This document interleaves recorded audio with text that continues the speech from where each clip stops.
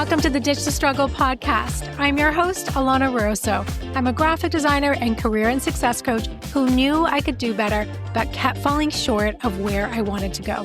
From career struggles and anxiety to feeling like nothing is ever going to work out, I'm here to explore all the messy stuff that breaks us down and builds us up. So join me as we transform ourselves and finally ditch the struggle.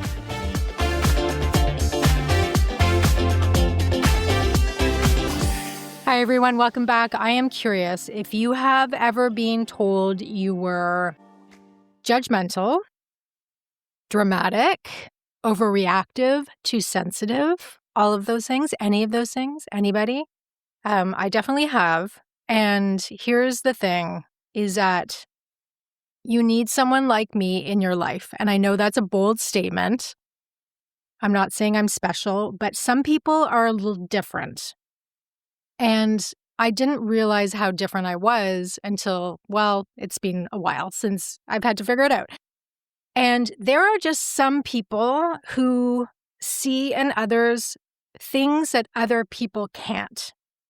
And the corporate platform, the corporate game, brings us all to light. And it's kind of hilarious and kind of tragic at the same time.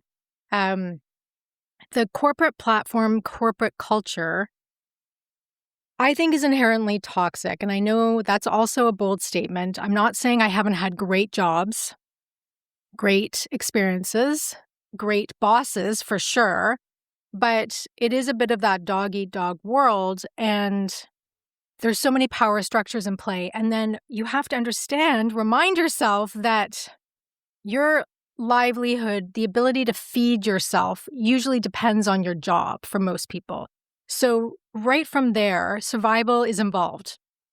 So things are going to get crazy. And it can bring out the worst in people. But I think actually what it does is it brings out people's true colors. If there is no integrity there, it's going to show up. And it shows up the further along someone gets higher up the ladder, things start to get real cray. And since I entered the workforce, I kind of got this. I was like, I could see certain people where they were wanting to go, what was going to happen, the fakeness. This was all very apparent to me. And again, I feel kind of awkward saying that because I'm not trying to pinpoint myself as special, but I also think we need to own our abilities. Like, come on, like some people just have different talents and abilities, and it's okay to talk about that. As soon as I got into the workforce, I was like, yeah, this person is like faker than plastic, but people love them. So I want to give two examples of where I kind of saw things and people and what happened. And the point of these stories is to kind of help you reflect on a couple things. Is one, are you that person who is misunderstood and given those labels? Like I have been told I have been judgmental multiple times. And while I can totally appreciate that and own it, truly now I see this. I saw a great post on Instagram about this. I feel like I'm quoting Instagram a lot, but it was like, is it really judgment or is it intuition? And right now, I truly feel that a lot of this is intuition, and I can pick up on things that other people aren't picking up on. And as such, I act accordingly, avoid the person. And other people know that I pick up on their stuff, and I will tell you they avoid me because they know I'm just like, I'm not buying what they're selling, right? So I want you to think about whether you're that person who's maybe being told you're a little dramatic, overreacting.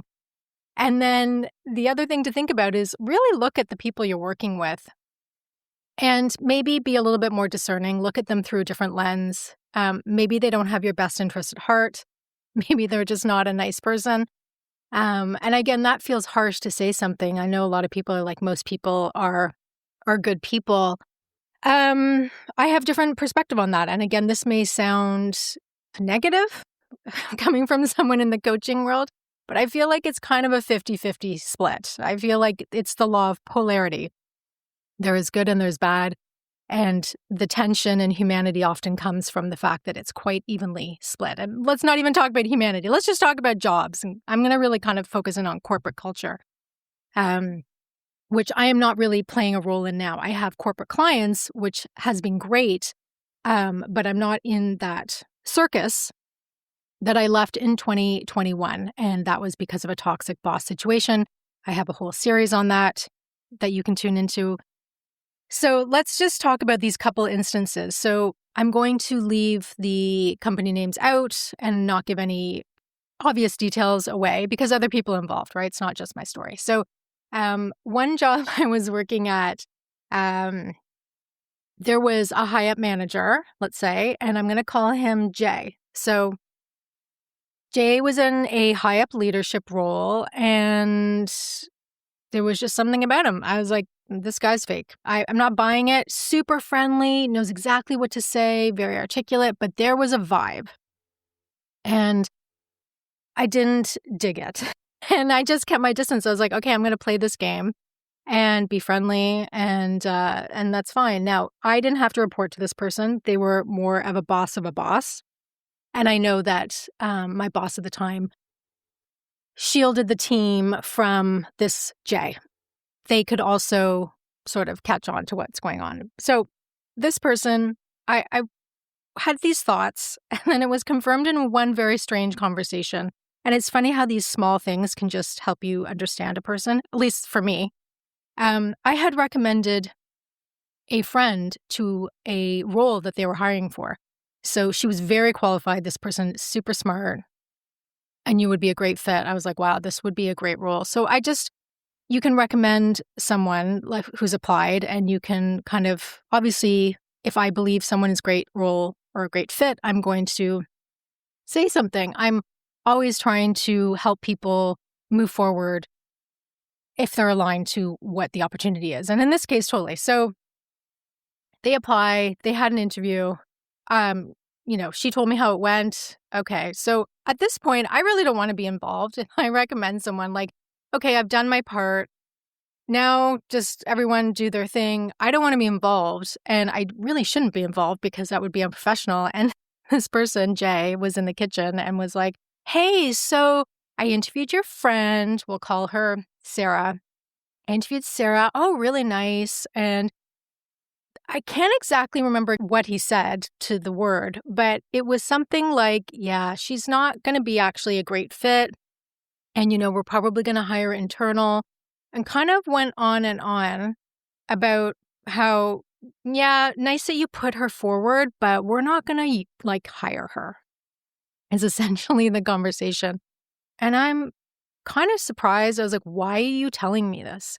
But it very clearly felt like he was trying to show me who has the upper hand here. And it was a power move. It was like, yeah, really cute that you suggested your friend, but actually we're not going to go with that person. Not for me to know. What happens in the hiring process has nothing to do with me. And it felt like a blatant power move. And it was such a small, insignificant thing. I'm sure most people will be like, okay, you're not hiring Sarah. Great. I felt uncomfortable too. I didn't want to have this intel. Not interested. No, not interested. So that really cemented the feeling that this person doesn't have integrity, and I'm not going to trust this person. So it was, to me, just validation of what I was already feeling. I was like, actually, thank you for the confirmation. I love this. Great. So kept my distance. Time goes on, and this Jay guy goes on a rampage to get someone fired, and it is one of the darkest, most vicious stories I've heard in corporate. And I'm just going to leave it at that. So I was like, I can't believe this. I can, but I can't. And it was just beyond what I thought could happen. But I was picking up on something. It was so small and tiny.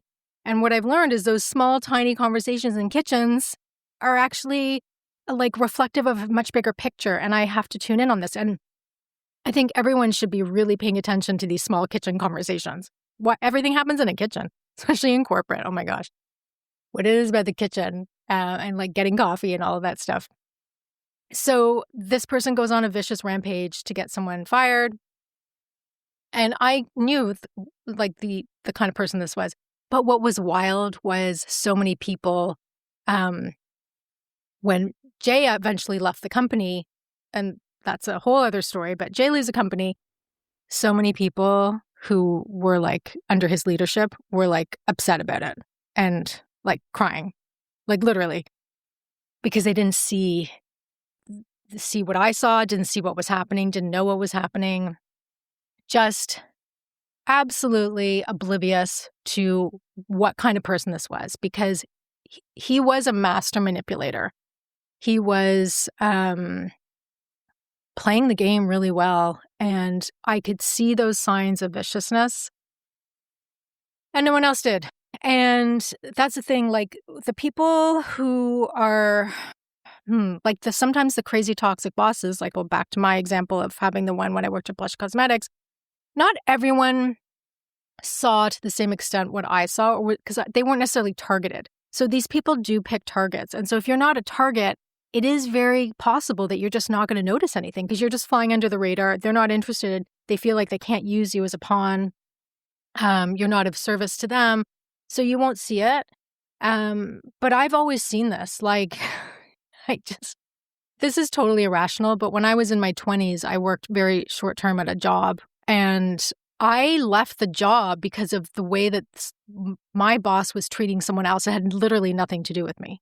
But I could not be in a company or in a role where that level of behavior was happening. So I feel it a little bit differently than others. Most people will be like, well, I just need to keep my job. I'm going to keep my head down. And that makes sense in most situations. In this case, I couldn't. So, but yeah, no one saw most people didn't see what was happening, but I could see this person was like, had an agenda that was dark. So that was one example. And I've always thought back to that because that feeling again in the kitchen was painting the picture of what was to come. And luckily I was way gone. So I would probably never have really been impacted anyway, because I was just in a much smaller role. I wasn't in a leadership role. So then another time that I noticed someone's behavior, I won't mention the company, but this one's probably in more recent years.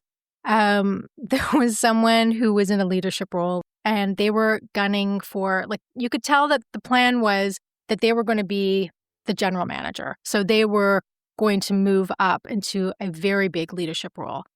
And they were being groomed for this, and that was kind of the plan. And everyone was really excited about this, like in the company, except for me. I was like, yeah, I'm not buying again what this person's selling. And the vibe was this person is a politician. So they're going to say what needs to be said. They're going to say the right things. They know the phrases to use. They also had a really great ability to come across as laid back. And I don't actually think they were. And this is something that I see in a lot of people too. I've heard people just in like a personal level, they're like, oh, this person's so chill. And I was like, this person is not chill. They are pretending to be chill so that you think they're chill and they're just going to go with the flow. This person is like completely obsessive, uptight. And this is a different picture. Like I can just see the difference there. But a lot of people want to be like others to think that they're relaxed and laid back. That's an interesting thing. That's a whole other thing. But so people were getting excited that I'm going to call him Brad was going to be moving on up. And I was like, this is not going to be good. This is not going to be good because once they get in a position, I just felt like they were going to completely shift. Now, in full transparency, I'm not in this company. Like I had left this company. And when they did transition to the role, I, heard things.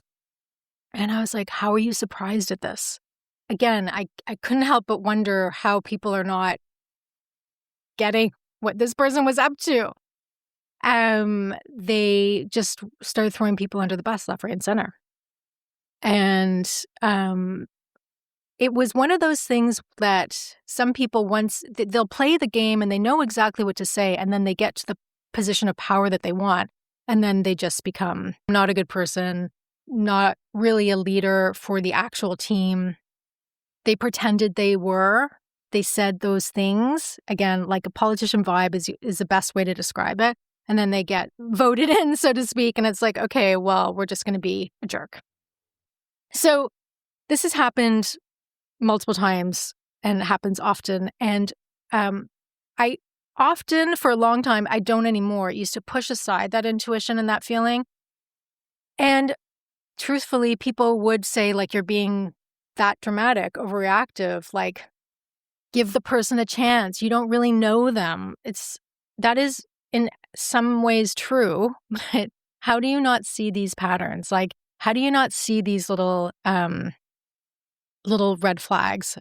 Like, people don't. And when I worked in book publishing, there was a girl right from the get-go. I could see she's like, okay, she's trying to get to the very top. Like, it's completely obvious she's going to step on anybody's toes to get there, and she did. And again, other people, either they're not seeing it or they don't care. And the fact is, once you get to a certain level of position in a corporation, you do need to be a little ruthless. I mean, it doesn't have to be Succession. We don't have to go there. But, and the interesting thing is, like, I talk about this a lot with my husband, is that the really thoughtful, empathic leaders are generally not as power-driven. So they don't necessarily want to get to the top of the company. And that can happen with a lot of women too. It's just like they don't feel the need. Of course, they can do the role. That's not what I'm saying. But they don't necessarily feel the need to just do the things that you need to do to get to the top. I think that's what it comes down to. And maybe people will disagree with me there. Once you actually see how corporate works and what you have to do, it's not very appealing. And yeah. Men and women, it might not be appealing to both of them. But for me, when I started, I'll just speak personally, but for me, when I started to see what you needed to do to rise up, just not as interested. And it's a difficult thing to kind of accept.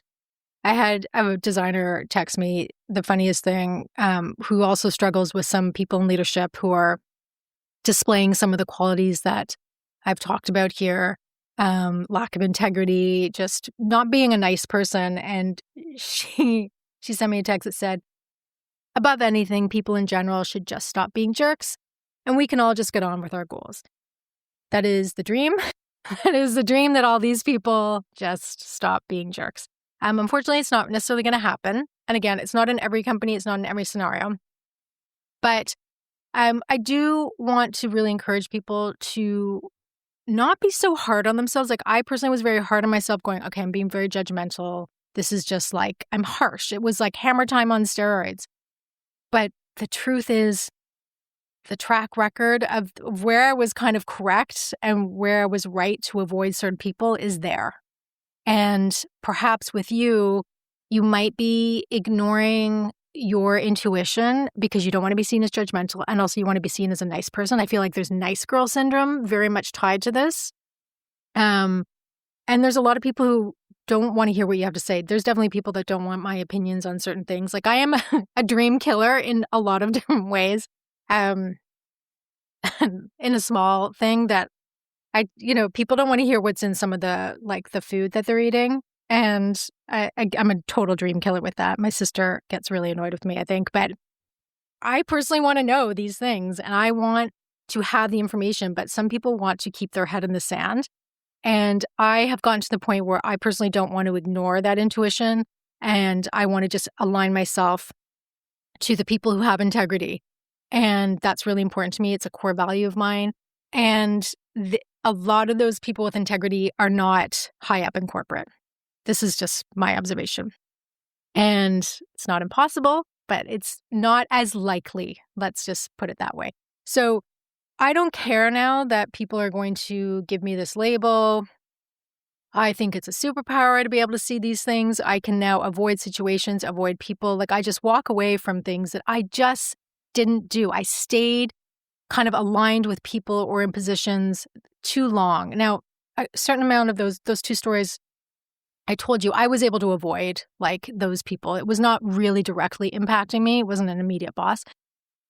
So I knew how to navigate. And that was very helpful to me because I understood to keep the distance. I didn't try to really make it work or to be friends with them or to connect with them. I just was like, let's just be civil and that's it. So now I really don't have that fear of being labeled Again, that judgment word coming up, all of these things, overreactive, oversensitive. There are just people who see and understand things differently, and you need those people in your life. If you're not one of those ones that picks up on those things, you need those people in your life. Get a friend like me. Get a psycho-judgmental friend like me who can see this stuff a mile away. Lots of people can. My husband can pick up on this stuff too.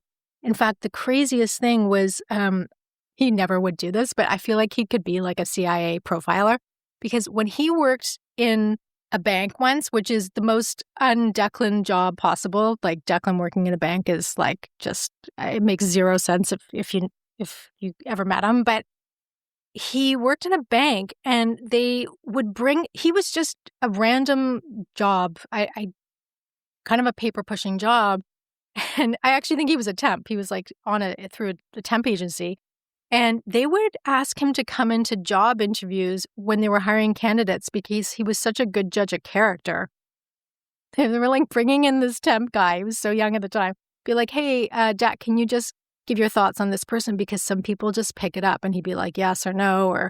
And he's had to hire a lot of people later on in his career. And he has a really good track record for kind of figuring out who's going to show up, who's got the integrity, who's just giving a pitch and it's not real. But some people can't see this. So align yourself to others who can see it, but also really, if you can let go of the fact that you might be being judgmental, like let that go and just really tap into what you're feeling when you talk to someone.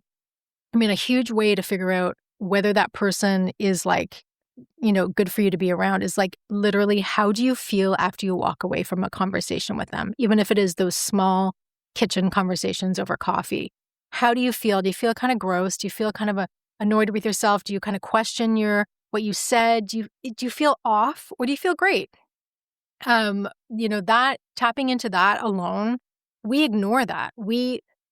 It's amazing how we ignore how we feel after spending time with someone. I did this a lot. I would go out for coffee with people and just do the coffee because I felt obligated to do the coffee because I used to do a lot of networking and never really pay attention to how I felt after.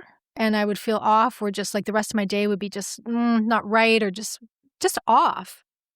And there was something in that interaction that was not setting well with me, and my body's picking it up, my intuition's picking up, even if I'm not conscious of it. So I've had to become more conscious of it. And it's really helpful if you can do that. It's like, and I have no time now to spend time with others who I feel are not coming from a place of integrity and make me feel ick. And I know their agenda is not great. And truthfully, that's a huge reason why I don't want to be in the corporate game. Again, I work with corporate clients, but that's different because it's more from a distance, a freelance perspective. And for me, this is really the way I want to do my career for now. I'm not saying I would never go back to a corporate job, although I feel like it's a never, but do I really want to put myself in that position? And I also got a little bit tired of people not necessarily, again, believing what I was saying or thinking I was overreacting. I've realized now that that's not actually the case. I'm not special, but there are just certain people who can see things in others that others can't see, they don't want to see. And get those friends, step into that for yourself and don't ignore the red flags. And again, as I said, those red flags show up in the tiniest ways, usually in the kitchen with the cake that's been sitting there for days that someone brought in from clearance from like Metro. Those are the moments where the important conversations happen, even though at the time they feel really insignificant. So tap into those. Don't worry about being called judgmental, because ultimately your intuition, your sense of your surroundings is going to lead you in the right direction. And it's a powerful, powerful thing to hone over time. Take care, guys. Thank you for joining me today on Ditch the Struggle. Be sure to follow this podcast, the Visit alanarosa.com and, of course, share it so we can build each other up. And before I go, remember to be your own best advocate, take baby steps for the win, and forget about a linear career path. It's overrated and you are doing just fine. See you next time.